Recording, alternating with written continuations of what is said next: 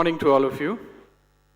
At the outset, I would like to thank all the senior members here, Mohandas ma'am, Basti Vaman ma'am, Pradeep Pai ma'am. I didn't expect to be here as a speaker, but I'm delighted. I will just try to take a little bit of time to share with you some of my life experiences, and then try and give you some insights and thoughts on your days ahead. I think you're all standing at a time when I wish, quite honestly, I wish I was sitting not in this row but in the rows behind, because you are embarking on the most exciting journey in your life. I must also start by saying here that in many ways, you are all blessed, because when we were in college, we did not have a gathering, a platform like this, where such stalwarts of industry who have years and years of experience, not only in India but across the globe, to come and share this with you in such a simple and open forum. So I think you are really consider yourself blessed for that, and I'd like to have a round of applause for all the of Pai Ma'am and everyone who's doing that. So let me start first with a little bit about myself. I was born in Bombay, in Saraswat Colony, it's like an extension of Mangalore, you can say. About 80 families, and an extremely middle class, a colony which is rooted in middle class values. I don't remember seeing a single motor car in our colony as a child, and in 80 flats there must have been 3 or 4 televisions. So we used to actually run around to somebody's house and keep a handkerchief and block our place for a Sunday evening TV. So but the one thing that all of us were brought up with was the choice between right and wrong. And also I can tell you that the discussion of money never formed part of family discussion. If you were sitting at a dinner table, people would, things like market capitalization and all are new terms now. But the discussion at that time was, if I could think of the more serious topics, was nation building and education. So our parents, our grandparents always inculcated in us what we should be doing, and doing something that we can be proud of, and doing something that we can leave a legacy for the next generation. And I think that is a wealth, that is really the wealth that we come with and the wealth that we will leave with. Money has nothing to do with it. So I was fortunate enough to finish my CA at an early age, and then I went across to IIM Bangalore. So some of the lessons I learned, which I would like to share with you. First of all, I was fortunate that I was surrounded with a group of people which was extremely smart and intelligent, and a lot of that is luck. You cannot plan for that. But what that instilled in me is, when I looked around, I had people who were working extremely hard, and I'm by nature a fairly lazy person. I don't run marathons, I don't walk. Given a chance, I'll sit in front and watch a movie on Netflix or something. But it instilled in me at that time that there is a certain energy and a certain inspiration that comes when you're part of a group which has a single focus. And in my CA days, I came across a group of people who came in from small towns, small towns as in people from Rajasthan, from people from Indore, people from Gujarat. But the drive in all of them was 100 times more than the drive for a city boy like me.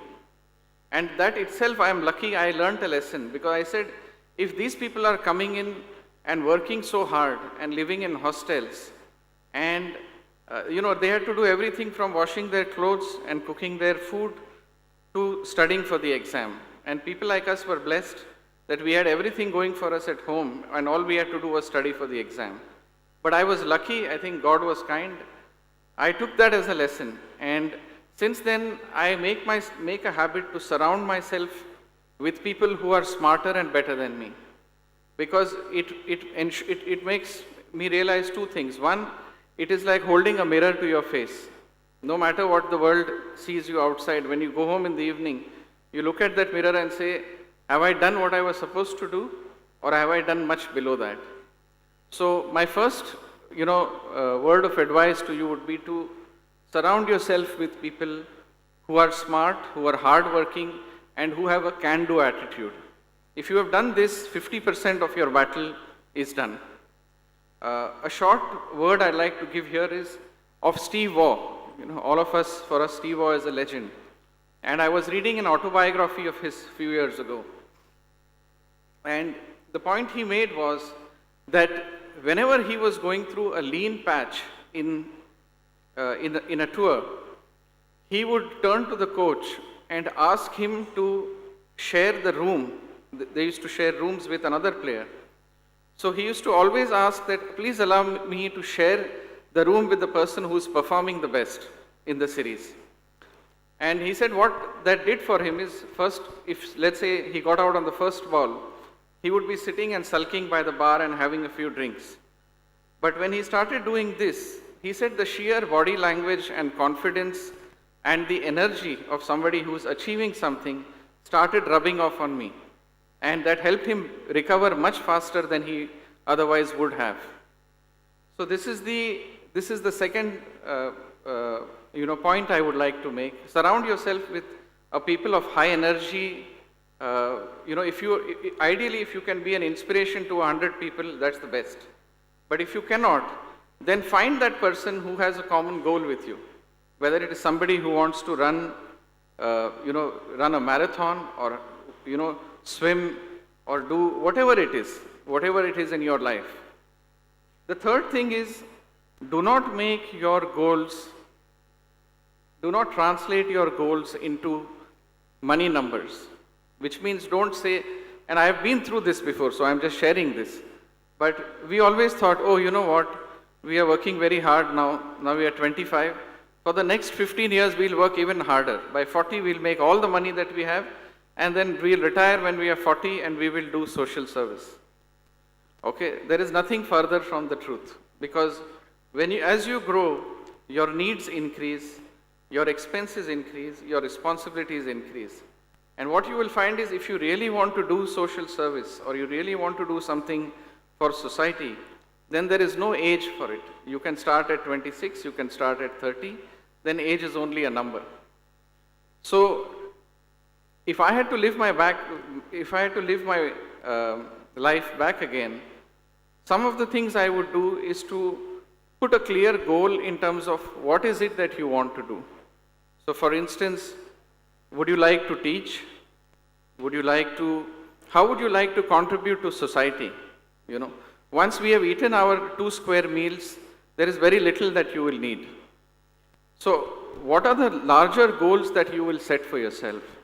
And one of the things which I learned from my grandparents was that when you leave this world, make sure that as many people after you have been helped in one way or another, whether it is by education, whether it is by money, whether it is through a job, whatever it is, whether it is through simple advice, try and leave a legacy behind which is measured more in hearts than in money. So let's move a little bit on the working side.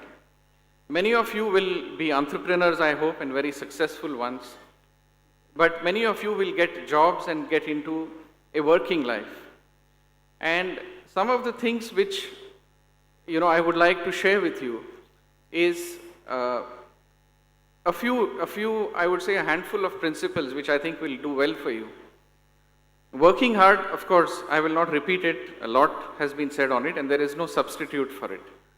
But there is also something which has held me in good stead, is being fair. What does that mean when you say being fair? When you're at your job, you will have several challenges and you'll be measured in various parameters. How good are you performing? Are you meeting your targets? Are your sales happening? Are you meeting profits? Are your regions growing, etc., etc.? And in all of this, you will deal with people all around you. Many of them will be smarter than you. But you are the leader at that time, or may not be in an initial stage. But I think it is important that you have a set of guidelines for yourself in being fair to people. And being fair does not mean necessarily being soft and nice. You can be as hard as the job requires, but at the end of the day, even your opponent, when he walks out of the room, should feel that yes, there is something that I need to go back and try and make a deal happen. So fairness is something which I strongly believe in. Risk taking is another one.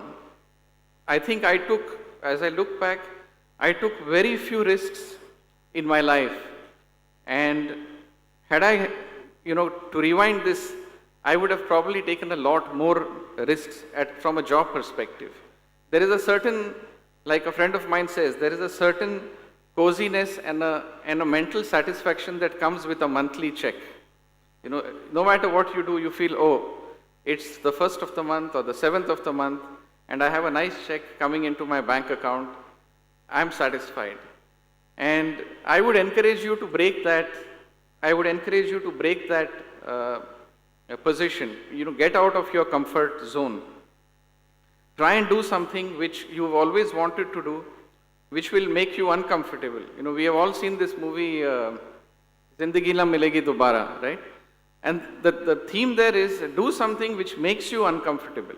And do it when you're young, do it when you have time, because later on it gets too late.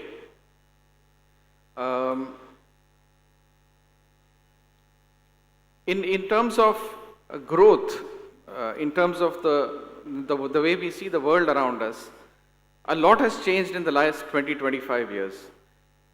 The confidence in India, led by companies like Infosys, the confidence of the Indian today is far, far higher than the confidence of any person anywhere in the world. I can tell you, speaking for ourselves, we have factories in Germany, in Sweden, in France, in the US, and we get to meet people from all across these locations. And I think the way I see it is there is an evolution of each country. You start poor, you work very hard, you get rich, then you get very rich and comfortable, okay, and that is pretty much the end when you get there. And I think our people today are at a point in time where we can not only excel, but we can beat our fellow countrymen in many, many things. You saw the slides here on great Indian leaders of companies, right? Who would have bet even $1 a few years ago that Microsoft would be headed by an Indian, right? No, none of us could have done that. And that is happening today. So I think Indians have moved across the globe, and with our sheer hard work, with our intelligence, with our merit, we have made, places in leading companies. I don't have any specific thoughts as such. Just give me a moment. I will. The alumni network, that is another brilliant idea which you are benefiting by, because in most cases what happens is students come to a school, they have their own, you pass out of a school and then you're gone into the outside world. And there is so much that you can contribute back. So it is actually, if there are 400 people sitting here, the next batch has the experience of 400 people. And you should not allow those lights to be lost. So the next batch that comes already should benefit from the mistakes that you have made or the experiences that you have. So they don't start on the ground floor. When they start, they are already on the 10th floor. And then they have to grow up from that. So I think the alumni network is something I would really encourage you to be part of and actively contribute to. One point which I wanted to make is, although I was born in Bombay, when I look at some of the students that came here, I was very happy because it is nice to see Konkani people, of course, but it is nice to see people coming from not the big cities, but the smaller cities in India and make a mark for themselves. And this is happening everywhere. It's not only in education. If you look at sport, right? I do not remember the last serious player that came from a big city. Let's leave Virat aside, or maybe Rohit Sharma aside. But if you look at people who come from small towns, whether it's a Dhoni, whether it's a Hardik Pandya, the fire in the belly is 10 times what is there for people who come from within the city. Because in city, cricket is not an option. I would rather go abroad and do, some management degree or a law degree or join a private equity and things like that. And those are good skills. There's nothing wrong with it. But the fire that somebody comes from the smaller towns, I think is a lot more sustaining in today's day. The internet that way has made the world a great leveler. So you can be sitting in a university in San Francisco, you can be sitting in a school in Mangalore, you can be sitting in a college in Bombay. The knowledge is now available to everybody. So the question is, what do you do after you have learned everything that is to be learned? So what do you do when you have all the information now, you have all the decision making points. Now what do you do? And I think that will separate the leaders from the followers.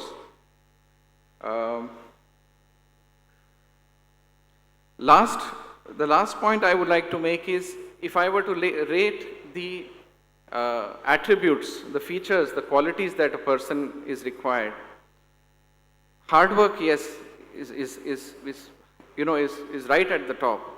But there is a lot to be said for enthusiasm and attitude.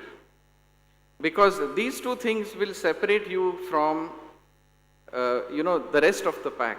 I think Ullasma made a very nice statement when he said that, don't only work for yourself, but try and see what you can do for the person in front of you, behind you, to your sides. So build that responsibility, build that knowledge, and that can come with enthusiasm and attitude. So if somebody says, look, in the company, if there is a problem and it needs to be solved, let me go and catch this person, because I know no matter what happens and not what rank or level he is at, he can sort this problem for me. He's like a go-to person. And to do that, what you really need is a positive attitude, enthusiasm, even if you do not have the knowledge.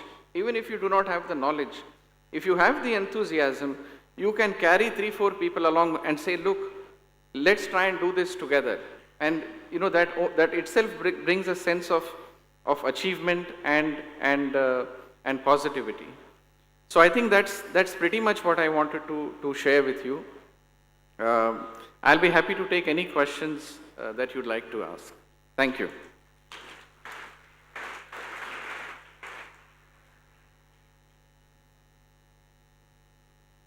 Good afternoon, sir.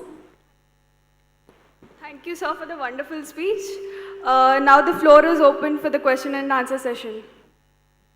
Sir, you have worked as a CFO for several prestigious companies. Yes, please. Yeah. So what is your advice to the young minds present here who would be taking up their career path very soon, as to how they could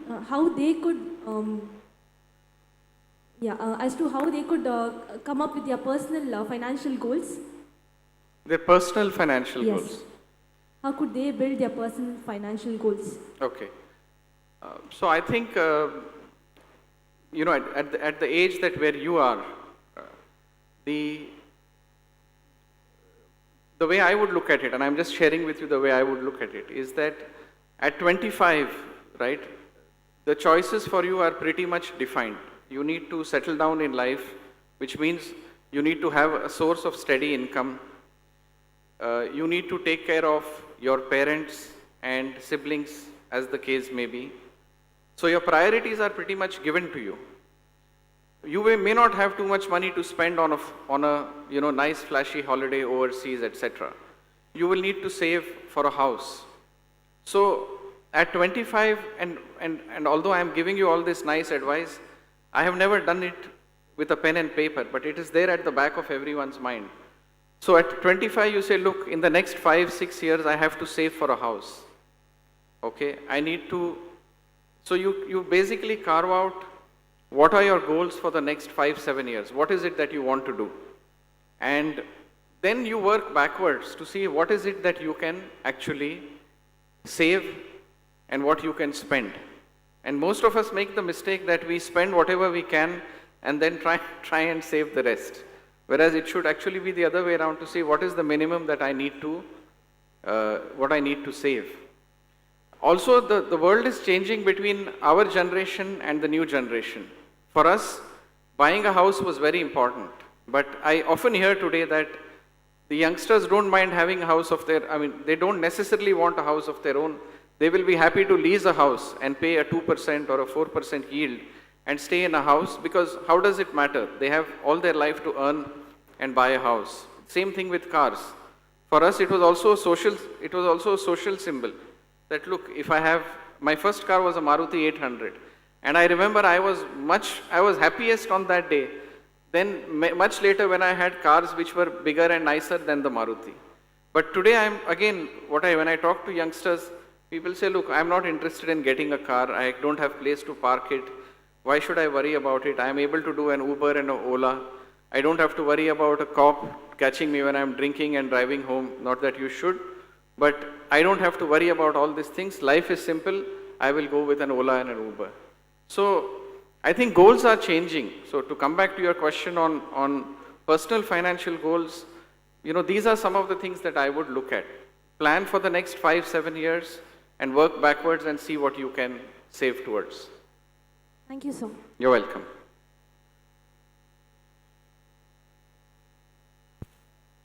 Next question.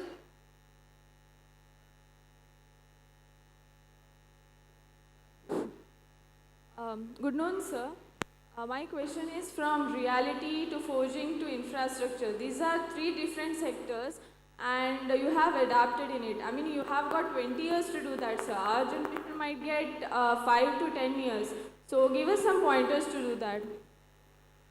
I think that's a very good question. The trick is not in what the industry you are in. So because the challenges are the same. So if you are in infrastructure, you would be joining a company which is, say, building roads or bridges, etc. And again, it depends on I'm talking as a finance professional here. So for an engineering professional, it could be different. But the challenges at the end of it are the same, no matter what the industry is. So if you see what Shenoy Ma'am said about growing market share, about keeping costs low, about competing with companies which are bigger than you, about having a challenge and going to each and every district or going to each and every local area and attracting the market. The same challenges are there even for us. We do it at a different level. A few years back, we used to compete in India. So we had only 3 customers, Tatas, Mahindras and Ashok Leyland. And if any of them went through a tough spot, we were really worried. Today we have 100 customers. So again, to come back to your question, you should remember this, the industry is not important, okay? The challenge is what is important. So whether it is growth for market share, growth of profits, growth of, handling people, that's actually a bigger challenge today, because for talented people, the attrition is very high. So if you were to ask me what are my, how I have adapted, there is no easy answer. But if you remember when you go to office in the morning, you have to have a clear-cut idea on what is it that the company wants to achieve. And you'll find that the answer is pretty much the same in any company. You need to find a way of growing fast and doing it in an ethical way, of making profits again in an ethical way and keeping your people with you, being honest in what you say and what you do, because we have all made lots of mistakes. We have had egg on our face many times and in front of the whole world. So be prepared that there will be moments when terrible things will happen to you at work. it is bound to happen. The question is, how do you handle situations like that? And the only answer is, if it is an honest mistake, admit it, say that, look, I made a mistake, I have learnt my lesson, I will not repeat this again. That's all that people need to learn. I think we complicate life, a lot more than it is. We live in an age where we are hounded with information. Right from the morning, you put on the alarm, you switch on the phone, you start checking your WhatsApp messages. And when I say you, I mean me. Okay, and this goes on through the day till we go off to sleep. So we have all the information, but I think we need to develop a very strong sense of judgment and character. That when you get through difficult times, how will you handle it? Do you have the guts to stand up, accept your fault, say that you are sorry? And when you do that, mind you, when you do that, the same 100 people who are waiting and watching you will say, fine, we understand. And from a manager now, you have become a leader. So I think these are all personal lessons. So the simple thing is, you play fair, you play honest, you work hard. I think 90% of this is covered in these three. Good afternoon, sir.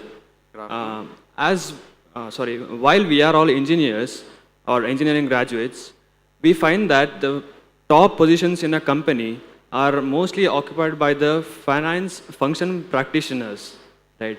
So how can we adapt ourselves or reskill ourselves to be in that positions? So I think it differs from industry to industry. I don't necessarily agree with your comment that the finance people are at the top. So I don't think there is a one-size-fit-all kind of an answer. But I don't think people hire and put a person at the top because he or she is a finance person or an engineering person.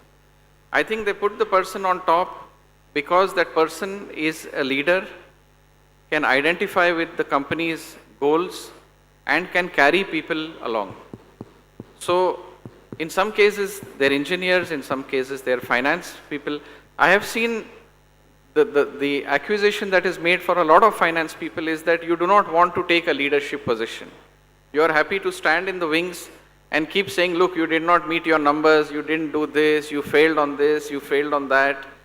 So we are often accused of being critics sitting in the chairs instead of going out into the marketplace and winning those battles. So I don't think you should have any barriers in your mind which says that, look, if I am a finance or an engineering professional, I will make it to the top spot. If you have the hunger, if you have the passion, if you can carry your people along with you and you are willing to work hard, I think success will come to each and every one of you. Thank you, audience. Thank you, sir, for your wonderful words. Thank you. I would like to request Anirudh Bhatt to present a memento to Mr. Kishore Salator as a token of gratitude.